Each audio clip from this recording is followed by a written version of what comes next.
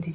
بصوا بقى، بصوا ما شاء الله، القطعة حلوة جدا جدا. السلام عليكم، عاملين ايه؟ يا رب تكونوا بخير. لو بتحبي الحواوشي ونفسك تاكليه بطريقه اخف واصح يبقى الفيديو ده ليك. حواوشي النهارده بدقيق الحبه الكامله. حواوشي الطيبات، طري من جوه وهش من بره وطعمه ولا أروع. هقول لك كمان الاسرار اللي هتخليه يطلع معاكي تحفه وجميل بالشكل اللي انت شايفاه ده وطعمه يجنن. يلا نبدأ ونصلي على حبيب المصطفى سيد الخلق محمد عليه أفضل الصلاة والسلام. نجهز وصفتنا. اول حاجه هجهز هنا وهبتدي ان انا اتبل المفروم بتاعي اللي انا هعمله للحواوشي. اولا هبتدي اجهز الفلفل بتاعي، اقطعه مكعبات صغيره زي ما انتم شايفين كده، ونوع الفلفل زي ما تحبيه سواء اخضر او اصفر او احمر.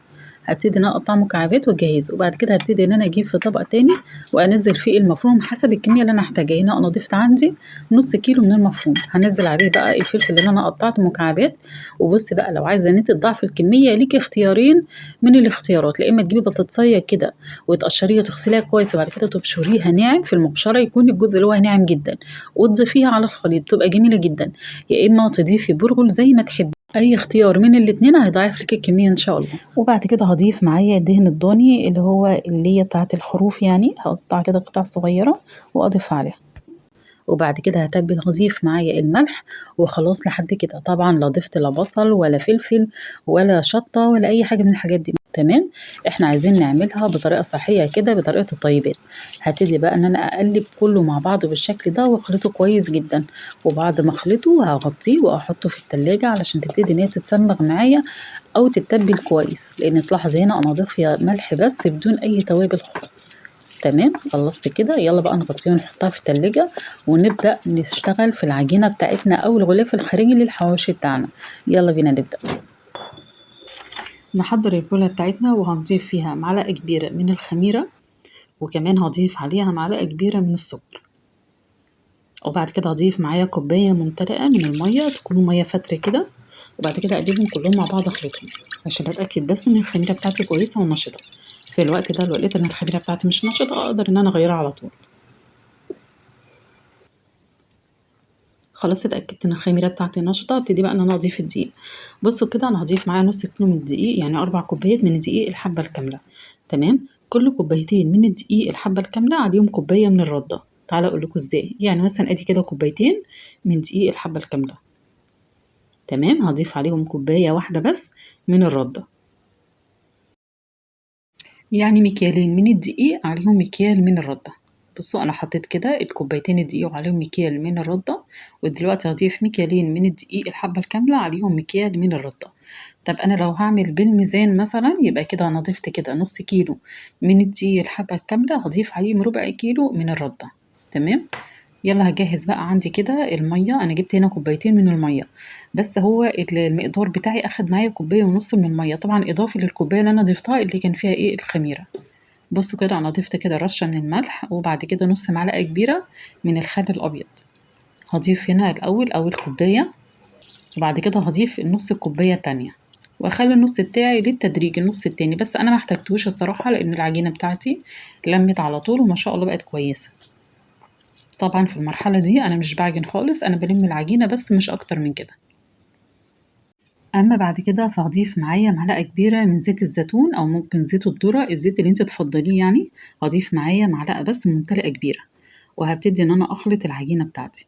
يلا انا مش هريح العجينة، انا هشتغل فيها على طول. هدهن الرخامة بتاعتي نقطة بسيطة كده من الزيت، ما كترش خالص، وبعد كده اجيب العجينة بتاعتي اعملها اسطوانة كده واقطعها على 4 على حسب كمية الأرغفة اللي انت هتعمليها للحواوشي. تمام، هاخد واحدة كده وهبتدي ان انا افردها.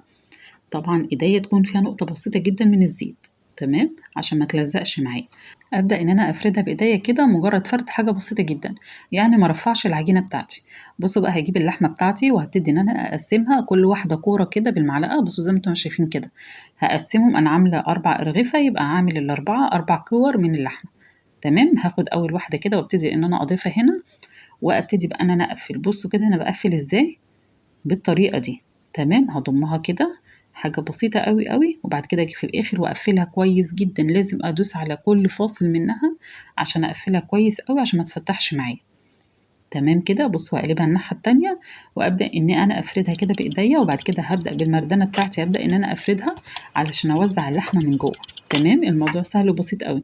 هجيب بقى الصينيه بتاعتي وهدهنها كده بالزيت، بس حبه زيت يكونوا كويسين قوي عشان ما تلزقش معايا. تمام. وهفردها كده وكده مظبوطه معايا قوي. هقول لكم على كذا طريقه كمان، طريقه برضو سهله قوي ممكن تعمليها، بس هنخلص الاول دولت. بصوا، هبتدي ان اخد الكره التانية وهبتدي ان انا افردها بالشكل ده، وبعد كده هضيف عندي كورة اللحمة بالشكل اللي انتوا شايفينه كده، وهبتدي ان انا اقفل بقى الاطراف بتاعتها عليها كده زي ما شفنا في اللي فاتت.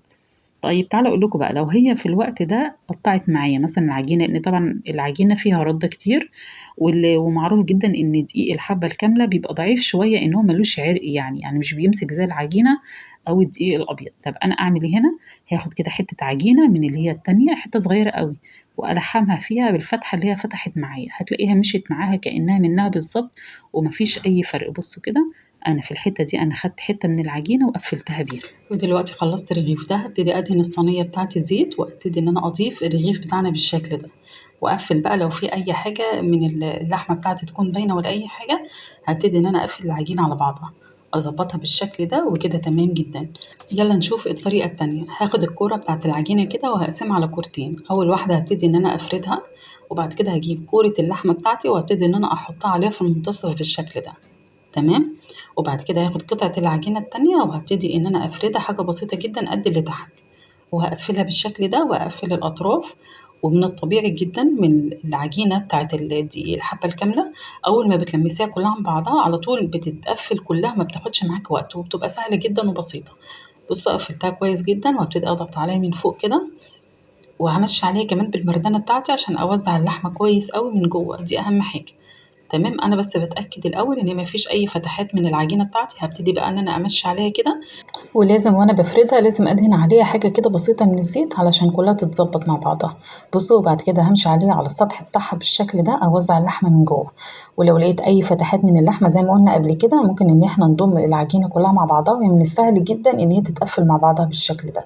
هاخدها بقى على الصينيه بتاعتي تكون مدهونه بالزيت، واضيف الرغيف بتاعنا بالشكل ده.